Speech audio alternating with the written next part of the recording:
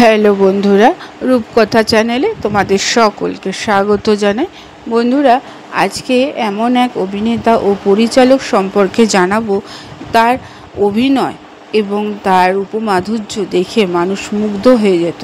তার সাথে সাথে তার অনবদ্য অভিনয় মানুষকে আরও আকৃষ্ট করত। তিনি 60-এর দশকে উত্তম কুমারের সাথে কাঁধে কাঁধ মিলিয়ে অভিনয় করেছেন। তিনি আর কেউ নন, তিনি হলেন অভিনেতা দিলীপ রায়। বন্ধুরা, আজকের পর্বে এই অভিনেতা দিলীপ রায় সম্পর্কে সংক্ষিপ্ত আলোচনা করব। তোমাদের কেমন লাগলো অবশ্যই কমেন্টে জানাবে। তোমাদের মতামত আমার কাছে অত্যন্ত গুরুত্বপূর্ণ, তাই বন্ধুরা স্কিপ না করে পুরো পর্বটি দেখে লাইক করে দেবে, সাবস্ক্রাইব করে রাখবে। তাহলে চলো আজকের পর্বটি শুরু করা যাক। বন্ধুরা, জনপ্রিয় অভিনেতা দিলীপ রায়ের জন্ম হয়েছিল ব্রিটিশ ভারতের চট্টগ্রাম জেলায় 1931 সালে 17 ডিসেম্বর। দিলীপ রায় এর পিতার নাম নিখিল দত্ত রায় এবং মাতার নাম সুরবালা। দেশভাগের কারণে দিলীপ রায়ের জীবনে একটা বড় অংশ কেটে গেছিল আসানসোলের কাছে নিয়ামতপুরে। 1946 সালে নিয়ামতপুরে হাই স্কুল হতে ম্যাট্রিক পাশ করে কিছুদিন কলেজে পড়েছিলেন তিনি, কিন্তু সংসারে আর্থিক অনটনের কারণে দিলীপ রায়কে চাকরি নিতে হলো খড়গপুর ইন্ডিয়ান ইনস্টিটিউট অফ টেকনোলজিতে।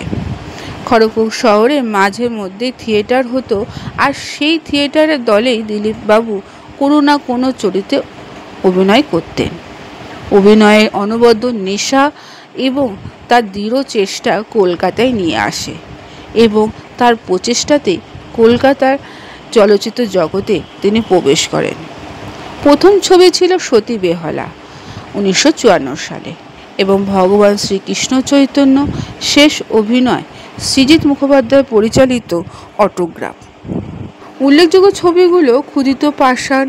উল্লেখযোগ্য তার অভিনীত কয়েকটি ছবির নাম হলো ক্ষুধিত পাষাণ, আরোহী, ক্ষণিকের অতিথি, অভয়া ও শ্রীকান্ত, অজানা শপথ, আমি সিরাজের বেগম, মোহনার দিকে, দেবিকা, শ্বেতপাথরের থালা, কাগজের নৌকো, গড়মিল, মনের মানুষ, মহাবিপ্লবী অরবিন্দ, শুভদৃষ্টি, পরিবার, কঠিন মায়া, ভগিনী নিবেদিতা, সরি ম্যাডাম, অভয়া, আসমান মহল, জোড়াদিঘি চৌধুরী পরিবার, অজানা শপথ, আপনজন, শত্রু, পুনর্মিলন, জীবন সৈকতে, অগ্নিযুগের কাহিনী, হাসুলিবাগের উপকথা, জীবন রহস্য, দ্বীপের নাম টিয়া রং, ছুটির ঘণ্টা, চারণ কবি মুকুন্দ দাস, আরোগ্য নিকেতন, কেদার রাজা, প্রফুল্ল, হীরক জয়ন্তী, নবাব, নটি বিনোদিনী, ইন্দ্রজিৎ, আব্বাজান। এইসব ছবিতে তার চরিত্র অভিনয় মানুষকে আরও মুগ্ধ করেছে। স্বাভাবিক অভিনয় কাকে বলে তারকে দেখেই বোঝা যায়। গরম ভাত ছবিটি তার পরিচালনায় তৈরি হয়েছিল, যা এখনকার নিরিখে সাহসী ছবি। মনে আছে, ছবির নায়ক এক জায়গায় সন্তোষী মার সম্বন্ধে বলেছে যে এই ভদ্রমহিলাকে কয়েকটা বছর আগেও কেউ চিনত না। নিজস্ব অভিনয়ে একটা স্টাইল তৈরি করেছিলেন, যা উত্তম কুমারের পাশে অভিনয়ের সময় উজ্জ্বল নক্ষত্রের মতন জ্বলজ্বল করত।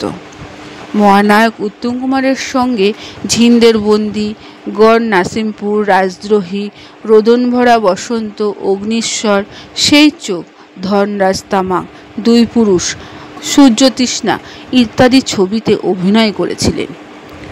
অভিনেতা ছাড়াও দিলীপ রায় একজন ভালো পরিচালকও ছিলেন। তার পরিচালিত ছবিগুলো হলো অমৃতকুম্ভের সন্ধানে, দেবদাস, দর্পচূর্ণ, নীলকণ্ঠ ও গড়মিল।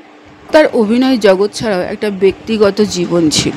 ব্যক্তিগত জীবনে অকৃতদার সুদর্শন এই অভিনেতা এবং ওনার পরিবারে ছিল 3 ভাইপো, বিধবা বৌদি। 1994 থেকে ইস্টার্ন বাইপাসের ধারে মেট্রো ক্যাশ অ্যান্ড ক্যারি নিকটবর্তী পূর্বলোকে থাকতেন।